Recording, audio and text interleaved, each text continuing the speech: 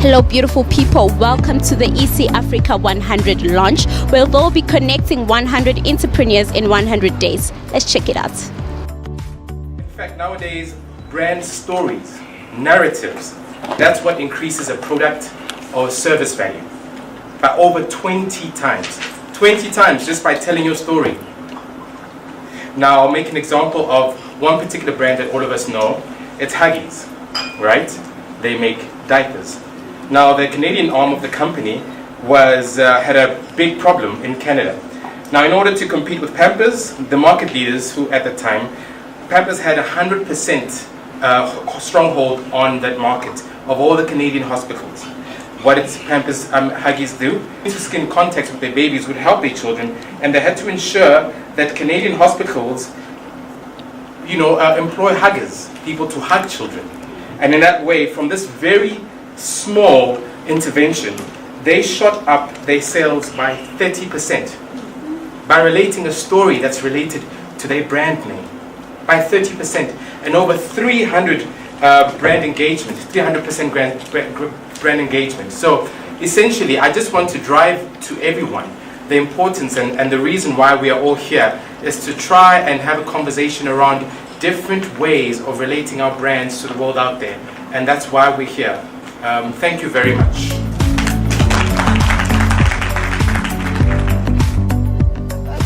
So please tell me, what inspired this whole initiative, EC Africa 100? It's a great initiative. What really inspired it? I have only studied journalism. That's all I have studied.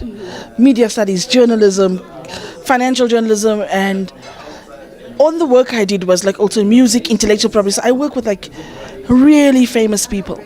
From Miriam Makeba, Jonas Gwangwa, Yvonne Chaka Chaka, Hugh Masekela. So, and we work around the world with famous people. I also know, the one day I said, Will Smith's kids was dancing with an African dancer. And no matter what we did, we have to work so hard we can't get them on TV. But that story, ETV phoned me live. The Western narrative is just so unfortunate.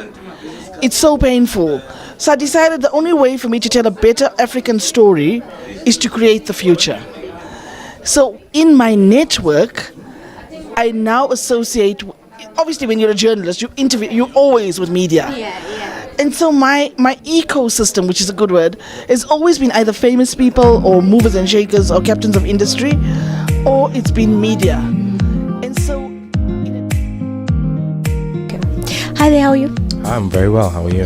I'm great. You spoke about storytelling in the most interesting way. I was really taken by that. Please tell me, what does the future for your company look like? Okay, firstly, I'd like to introduce myself.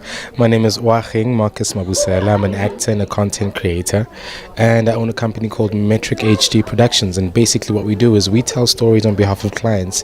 So we've made a study recently that shows that, as much as we're moving into the fourth industrial revolution, the problem is that people aren't absorbing some of the content that they see online. And the reason for that is because brands are not telling their story in a way that resonates with with their audiences.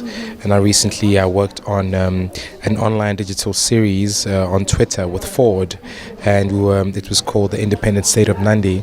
And Ford was basically testing a new mode of marketing, which is embedding storytelling within the product.